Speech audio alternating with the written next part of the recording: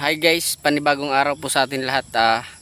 Nandito na naman po kami sa gubat para magkabit po ng atin mga silo. So ipapakita ko po sa inyo yung pagkabit ng isang klase ng silo na yung silo kasi maraming klase kung paano, maraming klaseng silo ang pwedeng gawin. Ngayon yung isang silo na alam ko, ipapakita ko po sa inyo kung paano ito ikabit. Kaya nandito na naman kami ng anak ko sa gubat para magkabit.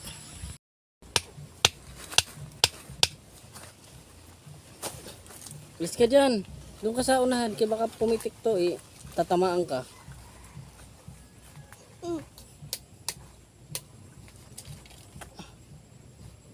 Papatoy.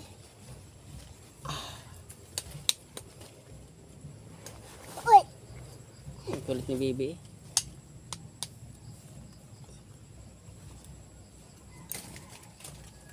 Ay! Hoy! Atas! Atas! Laap! Tas! Up!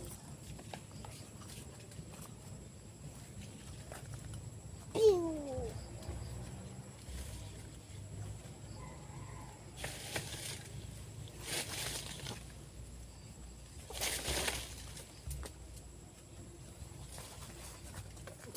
Uy!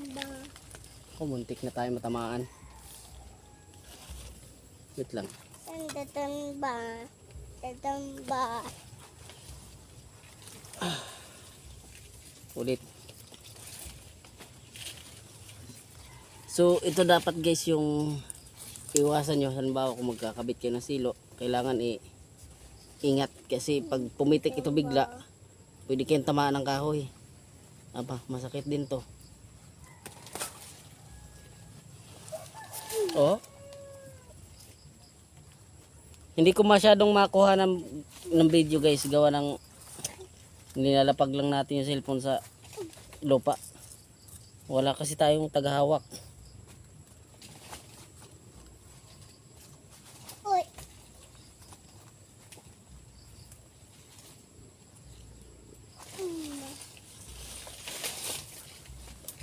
So yan, i-prepare ko na ng maayos. Akin na nga yung baby. Lo!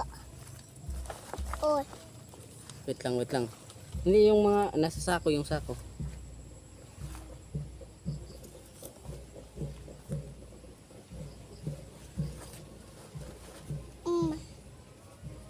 Oy!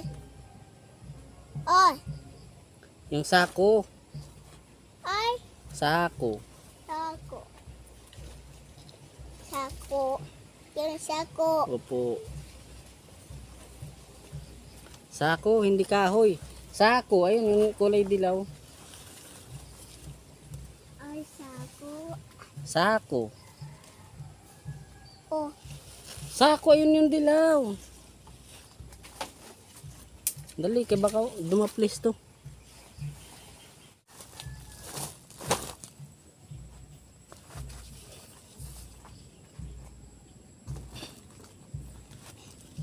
So, huwag ka dyan, kaya baka pumitik. Matamaan ka. Doon. Okay.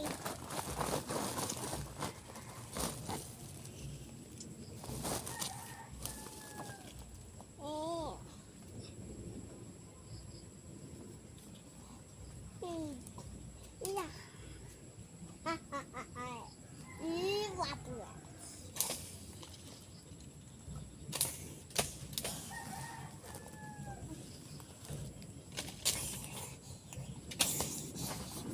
Aray ko. Nakakatama ka na.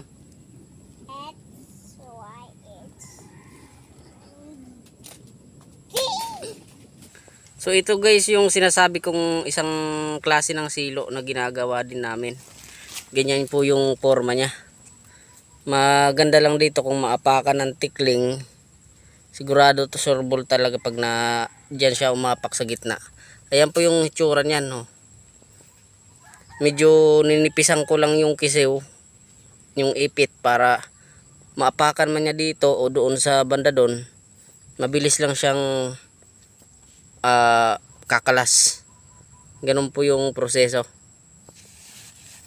Hindi ko masyado napakita sa inyo kung paano siya ikabit ng maayos.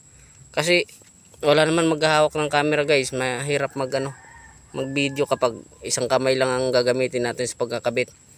Tsaka kanina muntik pa tayong tamaan ng kahoy nung kumalas siya. Kaya next time pag meron akong stand na gamitin, doon ko na siguro maipapakita sa inyo kung paano siya ikabit ng maayos. Saka pasensya na rin kayo kung yung camera natin minsan medyo malabo. Naka-Android lang naman tayo guys, wala tayong pambili ng namahaling cellphone. Saka na pag nakasinwerte tayo, baka makabili tayo ng magandang cellphone, mabibigyan ko na kayo ng maayos na video.